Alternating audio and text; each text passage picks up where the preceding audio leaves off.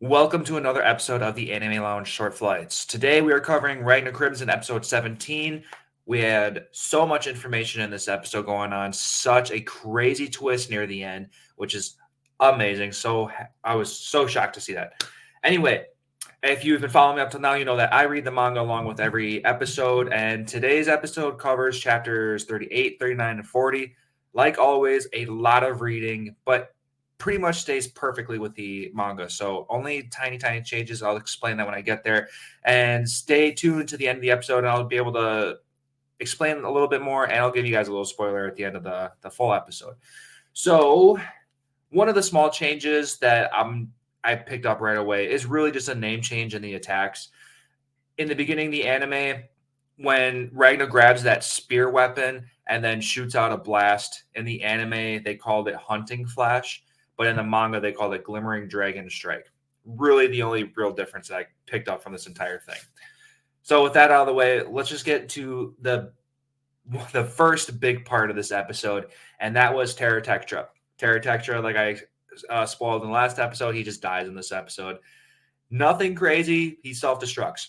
First, he self-destructs to save himself from instant death from Ragna, and then he self-destructs even bigger to try to kill everybody in the area. That's pretty self-explanatory. What needs to be explained that I didn't really catch the first time watching the anime, but reading it afterwards really solidified what was going on. So when Ragna was fighting that giant blast all by himself, the princess made a comment saying that she could still see that Ragna's holding back power. And she was getting all upset and going crazy back by her other friends, and she was hitting herself in the head, whatever. That's because that sword that Ragna's using to blast out that beam of energy isn't strong enough to handle the amount of energy that could come out of Ragna in order to truly stop this blast. So that's why it was so important that the princess was able to like Goku and Gohan, make herself appear next to. I was about to say Goku. Make herself appear next to Ragna and help pour energy into this attack. And what she did was she was constantly reinforcing this sword so that Ragna can just output a bunch of energy. That's what that whole scene was.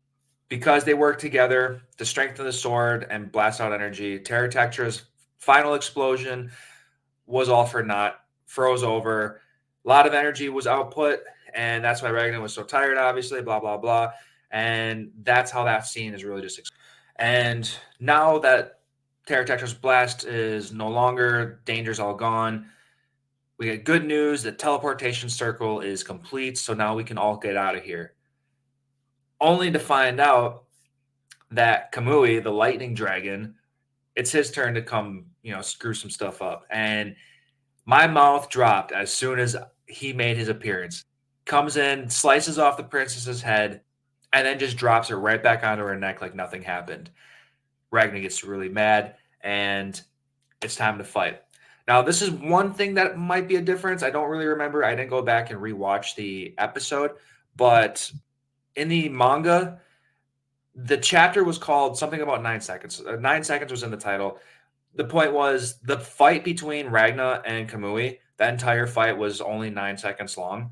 And I've never seen a fight in a manga so perfectly detailed in a manga itself. Usually anime elaborates on fight scenes, but this fight in the manga was so detailed and so amazing. I'm so happy that the anime really took that and ran with it. So 9 seconds. This battle took 9 seconds. Frame by frame, they were going like 9 seconds, 8.999 seconds, and then they were just doing super, super minute second splits in between every panel, and it was pretty good. Lots of stuff was going on. Great battle. Loved seeing that again. But then right at the end of the battle, Ragnar wakes up in a different location with the princess, and she's alive. Is this a dream? What's going on here? This is very confusing, and that's how they end the episode too. We don't know what's going on. They're in the middle of a fight, and all of a sudden they're not fighting anymore. And then this is where I can explain something. I read ahead a little bit because I was super curious, but I only read ahead a little bit, so I didn't go super far. So here's the spoiler. What happened was they still teleported. Makes complete sense, doesn't it? I mean, before Kamui showed up, everybody was glowing, getting ready to teleport. They teleported. Now, what I didn't read too far ahead, I read like a whole chapter ahead. Still didn't explain anything. Lots of lots of weird explanation stuff. More about the crew that the princess has behind her, all the soldiers and stuff. She was going into detail about them, so you'll get to learn a little bit more about how people are half dragons and stuff like that. But the Silver Princess, she's still alive. We saw her head get cut off, and everybody teleported, and here she is. Oh, another nice detail was when the princess's head got cut off, her hair also got cut. So that was nice attention to detail there. But in this teleportation area, she has long hair. Her neck is just fine. She's talking, she's explaining stuff. So is she dead or is she not dead? We're teleported. So many questions. I'm so confused on what's going on right now because it sounds like they're safe, but at the same time, it doesn't even make sense. So I need to know what happens. I'll probably end up continuing reading because I'm interested. Also, I'm very interested in those 8 demonic blades, the 6 claws and the 2 fangs. Those sound pretty interesting. I like to see more out of those. So that's just something I want to see.